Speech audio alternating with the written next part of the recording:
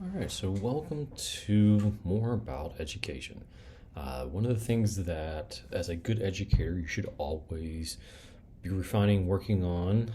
There's a bunch of them. One of those pieces is, and I'm really guilty about this myself, of all those silent words or word phrases that would kind of stick in everywhere. Now that I've become aware of it, it's a little bit easier to kind of push back on it. The ums, the ends, all those other pieces that we stick in there to try to fill in the empty void of silence, which is often a good thing. The non-empty times, though, that go along with those empty times of silence are good questions. How do we formulate good questions? What do they look like? What's their purpose? And why do we want to ask them? Let's start with the last question first. Why do we want to ask good questions? Good questions allow us to gauge what our students understand, but they also allow us to help the students develop their own understanding. And that's one of the pieces here. You give them the information, you set them up. Here's all the pieces. You create the structure in the classroom for them to investigate stuff. And then you use the questions to simultaneously understand their understanding of the material and guide them through and deepen their own understanding of the material. Instead of just kind of giving them all the pieces, you hear the pieces, you can't connect it for them, so the good questions allow them to connect those pieces for themselves. And bad questions do nothing to help. They just allow the students to reiterate what you've already given them. Good questions allow them to take those pieces that they've been given and create the interaction between those pieces, allow them to get deeper into their understanding of what's going on with the material. So let's talk a little bit about what good questions do look like.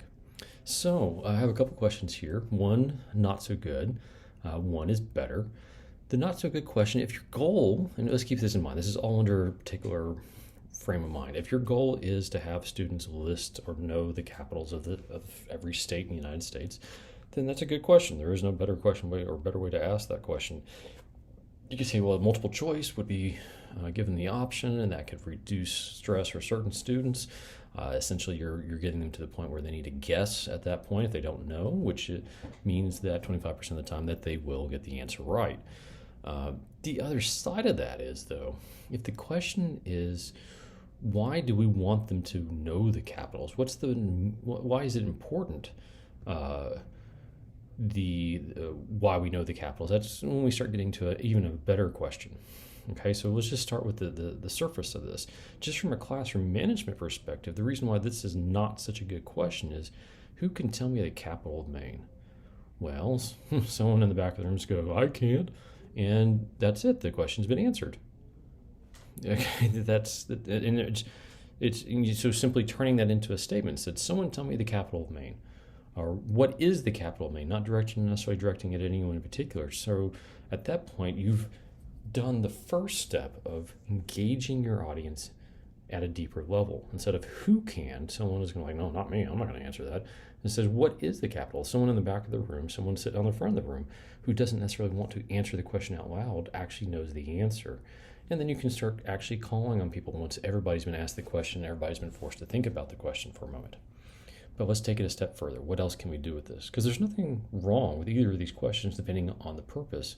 Well, I'll push back. The not so good question, that's a bad question in general, because they can answer that question correctly, and you have not really gotten after what you really want out of the students, which is the capital of Maine, right? Now, more than likely, it's the real purpose behind this question of knowing the capital of Maine or the capital of any state is more about the political climate or geography or some other aspect of what's going on within that system there, and that's really the purpose, right? So let's look at another one. Let's make it better. So what is the capital of Maine? That's a better question. Now we're at least engaging these students at a deeper level. Let's make it better. Is that a word? It may not be. Anyway, and I'm not saying it's best, because when we start getting to this realm of what's the best question, that's kind of a weird thing. It really depends on our purpose, right? So a bettering question. Which cities and why are some cities in the New England area more important politically? So, and that is not necessarily a good question the way I wrote that. From the perspective, maybe it's a little too much, depending on the students you're going after, versus which cities and why are some cities in the New England area more important? So the capital of Maine, is it important? Is Boston important politically? Is it a capital? Is Washington, D.C. important politically? Is it a capital of a state? It creates these questions where you actually are involving the students in a discussion, a thought-provoking discussion, rather than just simply saying, okay, answer a few questions for me. Now you're creating a scenario inside your classroom where this is idea of seeking knowledge and wanting to prove, because different people in this space may have an answer that is more important. Like you may have a student in your room who lives in Texas. You're teaching this class in Texas, or you're teaching this class in Indiana, and the student is from Boston. And they're going to say, well, Boston's the most important city because they love Boston. They miss Boston. They want to go back to Boston. And Boston's a great city, especially in the fall. But the idea is that we want to provide questions in ways and conduits for students to engage in the material and learn the material in a deep way, not just memorizing the capitals. Why is it important that they know the capitals of the different states? It's a big thing. Like they may say, you say, well, what is the capital of Texas? And they say, well, Houston's the biggest city in Texas, but it's not the capital. In fact, Texas is a weird state. It actually has 3 capitals. Why does it have 3 capitals? That's an interesting discussion in itself. Which is the most important city in Texas? Is it the one that makes the greatest amount of economy, or is it the one with the most number of sports teams? What's the the most important city in Texas? And we start getting into that. Well, the word political is also in there. Which one is the most politically important? Which is a whole nother discussion. So when you start formulating your questions, you want to think about, how am I asking this question in such a way that engages the audience in the thought processes that I want them to have? How do I engage them to think about those pieces that are really important to this discussion? So here's another example, a math example. And history is not necessarily my strongest suit, although I feel like I know a good bit about history. But a math example. So an acceptable question. Someone tell me the answer number 2. So someone tell me, as opposed to who can tell me the answer number 2. Yes, or can someone tell me the answer number 2? If I say, can someone tell me the answer number 2, someone says, yeah, I can tell you the answer number 2, but I'm not going to. Well, they've answered your question. You say, someone tell me the answer number 2. Your first pushback on that one may be, well, that's not really a question, that's a statement, it's a command. Well, that kind of goes along with the idea of questioning inside of a classroom, is that sometimes our questions are statements that are asking individuals to engage in something, right? So someone tell me the answer number 2. That's fine. The answer is 6. So a better way to ask that is, the answer number 2 is 6. How can you get this answer? So someone in the room is saying, well, I got 5. I think 6 is wrong.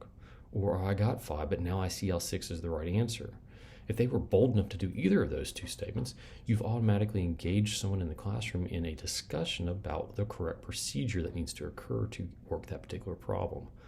So now we're moving in an area where good questioning allows us to have an enriching conversation, allows thought and understanding to increase.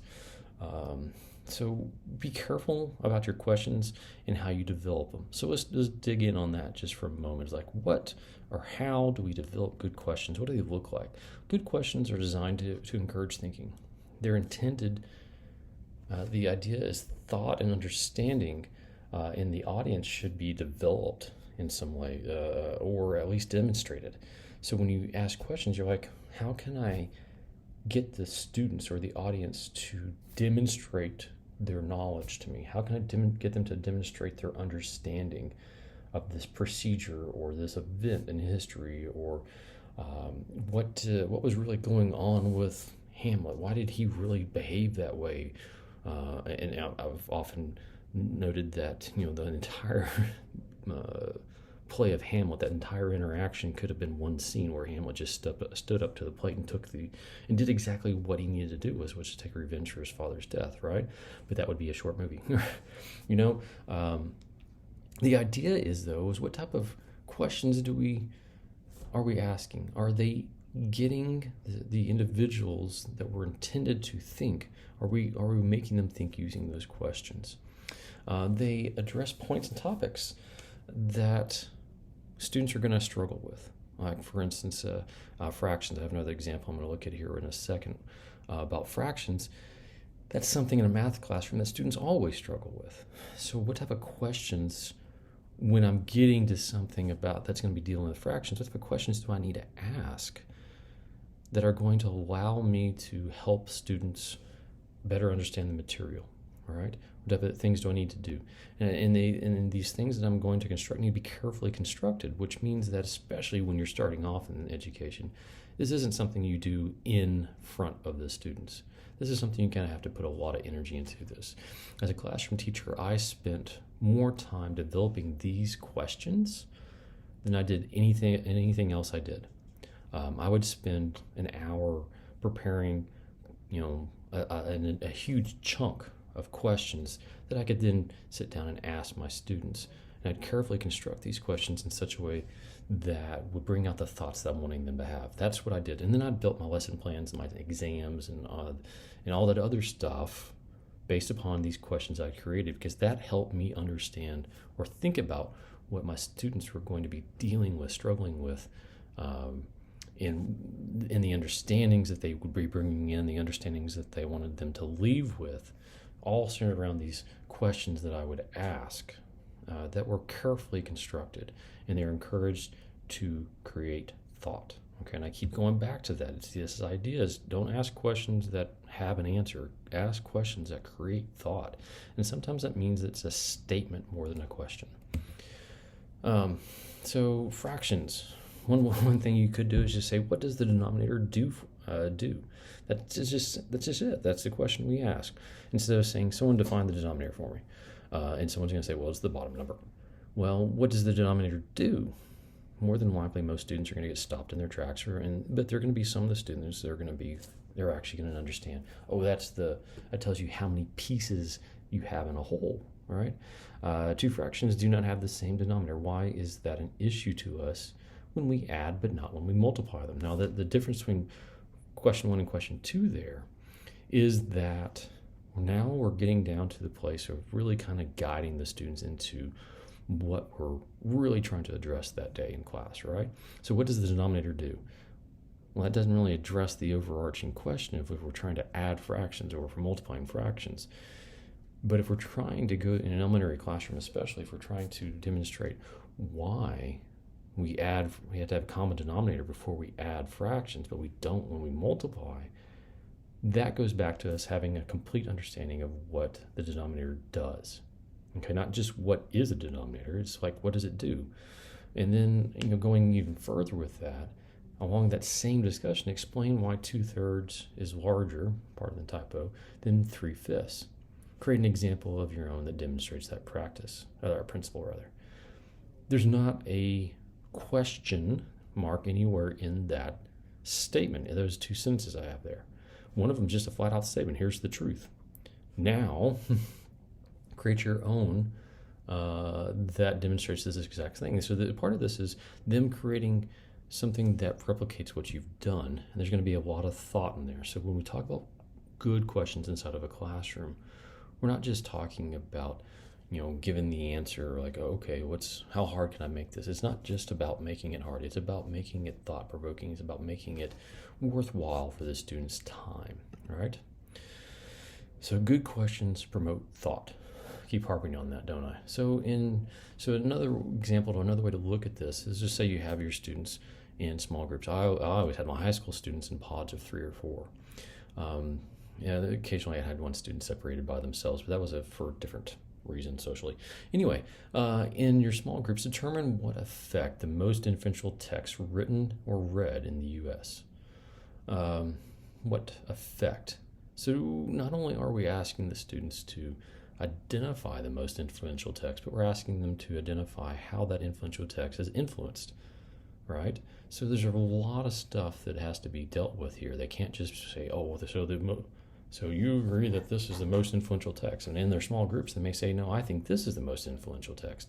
And then they'll have to talk about the idea of which one causes the most influence, right? Or another way to ask the question, your small groups determine what affect the three most influential texts written or read in the U.S. So now we're talking about the most influential text versus the three most influential text. Think about the complexity of both of those questions. When we limit it to just one, we're forcing them to choose a text. If you have a group of three and you're saying the three most influential texts, then each person has permission to pick their own, and they don't have to discuss or back up. You say, well, this is mine. This is the only reason why I have to do this is because it's my own personal choice. If you make it the one most influential text, you're forcing them to have a deeper discussion and defend their perspectives, making the question a little bit more thought-provoking, all right? Without you really putting a question mark anywhere in there. And that's the idea behind good questioning, is it's not necessarily all about you asking a question. It's about you presenting thought-provoking things that force the students to think. That's the purpose behind the questioning and pushing that process forward. So maybe I need to put the word question there in quotes, because it's not necessarily the way that we typically think of questions. So, suggestions. Create a question bank. As I said before, I always started with a question bank. When I look at the topic I'm about to teach, and I think about what are the pitfalls the students are going to struggle with going into this? What are the things I want the students to learn when we're done? How do I bridge those two? What questions do I need to ask in order to make one place to the other? What activities go along with those questions? Notice the process I'd go for that. I wouldn't start with an activity and think about what questions do I need to ask in that activity. I'd start with the questions and think about what activity fits in with that set of questions. Now, that's just one train of thought with that. That's how I did it, and I found it to work quite well. And I often carry those questions around with me. I write them down on a notepad or an index card, or sometimes a clipboard. I'd actually tell the students, like, me, Mr. Clipboard, are going to walk around and look at what you're doing in your small groups, and I'll be asking questions. I'd be up front, and my questions were on my clipboard, right? And as I'm moving from one group to the other, I'd actually read through my questions and make sure that I was familiar with these different questions when I went around to ask different groups. And I found it to be working very well, but I had that question bank, right? Sometimes I give the students the question bank. I say, oh, here's a series of questions. You need to answer these questions. Not necessarily all of them, but you need to answer them. And all these questions need to have an answer, which was weird for them to deal with. You're like, well, some of these questions are the same questions. Like, no, pay attention. And one of the worst ones of this was actually my calculus classes, which is my examples down there at the bottom. That's where that comes from. I had a unit in my calculus class, and the students always said, these three questions are the same question. I was like, no, they're not. Look very carefully. And some of you know calculus and math may identify how these are different. Some don't. But so one of the things that it always told me when a student said, well, these are the same question, is that they weren't paying attention to what the question was really saying, and or they didn't understand the difference between the first derivative and the second derivative. They weren't gathering that bit of information. They're like, well, the first derivative is the function, or the second derivative is the function. The first derivative and the second derivative are functions. They're not paying attention to the details, the vocabulary that's embedded inside that question. And there's a lot of small nuances in those three questions that really dig deep into what's going on within the calculus itself. So in general, when you talk about good questioning, it's about what can I say or do that's going to encourage the students to think through the problems effectively and develop their thought. All right, take care.